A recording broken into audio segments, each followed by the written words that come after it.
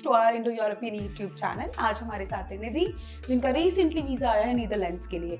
तो निधि, सबसे पहले कॉन्ग्रेचुलेट करना चाहूंगी आपको dear, many congratulations. Thank you so much ma'am. Okay, तो अभी स्टूडेंट्स जानेंगे निधि से कि क्या उनकी प्रोफाइल है, कहाँ वो रहते हैं, कौन सी यूनिवर्सिटी में कौन सी प्रोग्राम के लिए पढ़ने जा रहे हैं। तो निधि, आप बताओ मुझे अपने बारे में, क्या कहाँ से बिलोंग करते हो, क्या पढ़ाई करी थी, क्या किया होगा आपने अभी तक? मैं हरियाणा से हूँ, कुरुक्षेत्र से। अभी तक मैंने 12th पास की थी मेडिकल स्ट्रीम से, और अभी मैं नीदरलैंड्स जा रही हूँ। वहाँ जाके मैं क्रिएटिव मीडिया कोर्स में करूँगी इन SRH हार्लेम यूनिवर्सिटी। सो अभी 12th की अगर मैं बात करूँ, 12th में कितना स्कोर था आपका? मैम मेरा 80% स्कोर रहा है।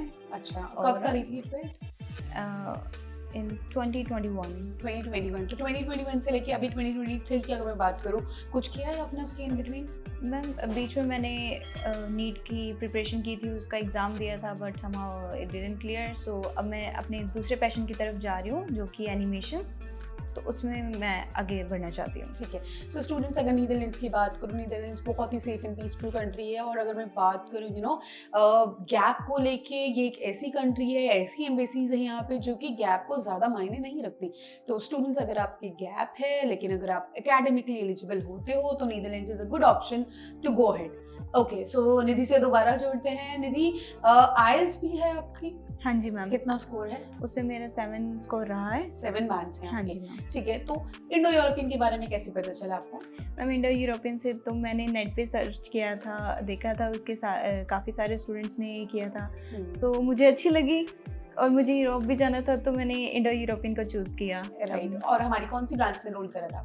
मैम मैंने पटियाला ब्रांच से किया था, क्योंकि वो मेरे काफ़ी करीब है, तो वो मेरे लिए बेटर ऑप्शन था। ठीक है, तो क्योंकि आपने हमारी पटियाला ब्रांच से एनरोल करा, एंड मोस्टली मैं अपनी वीडियोस में क्वेश्चन पूछती हूँ, क्योंकि अगर स्टूडेंट्स बिलोंग करते हैं पंजाब से या किसी भी और स्टेट से, एंड जब उनको पता लगता है कि इनका हेड ऑफिस जो है न्यू दिल्ली में है, तो कभी भी क्या आपके माइंड में, अगर मैं आपके खुद के अपने पर्सनल एक्सपीरियंस की बात करूँ, कभी आपको ऐसा लगा कि थोड़ा सा कोऑर्डिनेशन में, सिंक्रोनाइजेशन में, क्योंकि फर्स्ट फेस आप किसी और को देखते हो ब्रांच में जाके, सेकेंडली आपको पता लगता है कि नहीं हेड ऑफिस इनका अलग है, मेरा केस ऑफिसर अलग है, ट्रेनर मेरा अलग है, तो कहीं ऐसा पूरे कोऑर्डिनेशन में कहीं दिक्कत लगी आपको? नहीं मैम, मैं सारे जितने भी मैम या टीचर थे वहाँ पे, सबने अच्छी तरह से कोऑपरेट किया और मुझे कोई प्रॉब्लम ही नहीं आई कि मुझे ब्रांच ऑफिस में आना पड़े।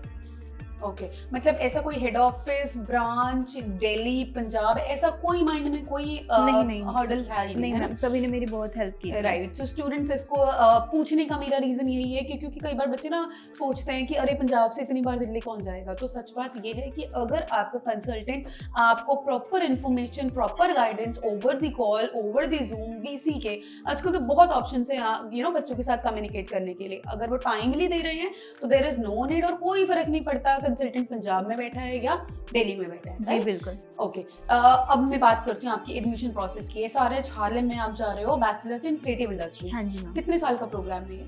मैम ये 4 साल का प्रोग्राम है।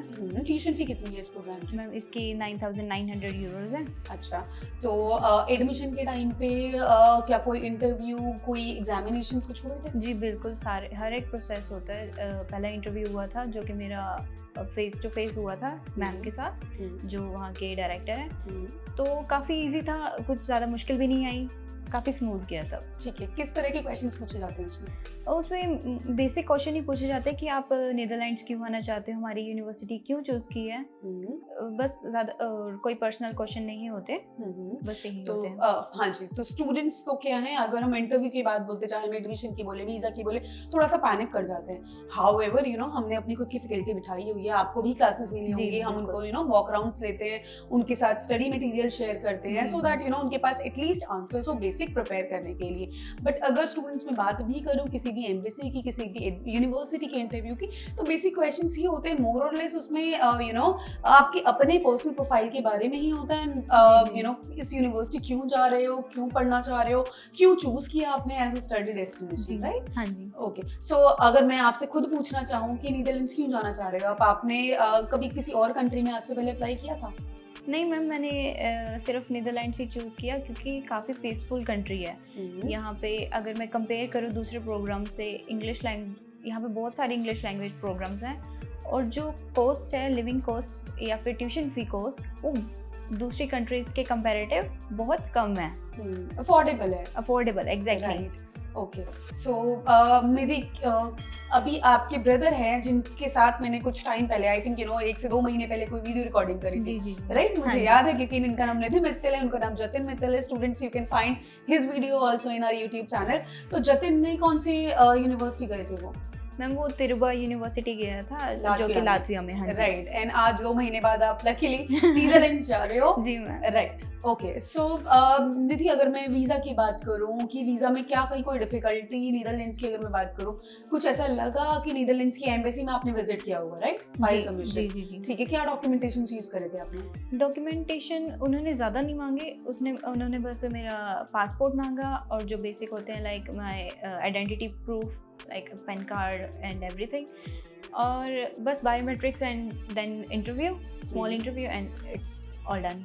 ठीक है, सो इंटरव्यू की अगर मैं बात करूँ तो इंटरव्यू कैसा था? इंटरव्यू काफ़ी इजी था, कुछ ज़्यादा क्वेश्चन नहीं करते वो, बस ये पूछते हैं सेम क्वेश्चन जैसे यूनिवर्सिटी पूछती है कि आप कौन सी यूनिवर्सिटी जा रहे हो, कौन सी कंट्री में जा रहे हो, क्यों जा रहे हो, और आपकी फैमिली में कितने मेंबर्स हैं, and that's all.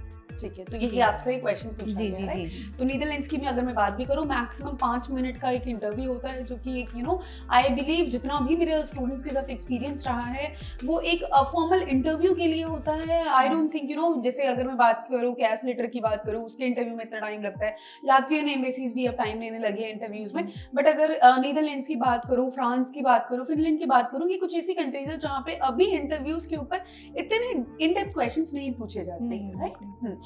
Okay, so निधि, अब लास्ट में आपसे यही पूछना चाहूंगी कि आपका ओवरऑल एक्सपीरियंस इंडो यूरोपियन के साथ कैसा रहा? मैम सच बताऊं तो मेरा बहुत अच्छा रहा, मुझे कोई दिक्कत ही नहीं है। अगर कोई प्रॉब्लम आई तो सारे जितने भी फैकल्टी थी उन्होंने सभी मेरी हेल्प की, कॉल के थ्रू या मैसेजेस के थ्रू, जब भी मुझे दिक्कत आई। तो मैं यही कहूँगी कि मेरा एक्सपीरियंस बहुत अच्छा रहा। और मैं आपको भी स्टूडेंट्स को क्या रिकमेंड करना चाहोगे? मैं यही सजेस्ट करूँगी, अगर आप यूरोप के लिए देख रहे हो, कनाडा के लिए देख रहे हो, तो ज़रूर यहाँ आए और अपने प्रॉब्लम अपने वीज़ा के लिए बताएं कि कहाँ जाना चाहते हैं, कैसे करना चाहते हैं। Thank you so much, Nidhi. We wish you all the very, very best for your future ahead.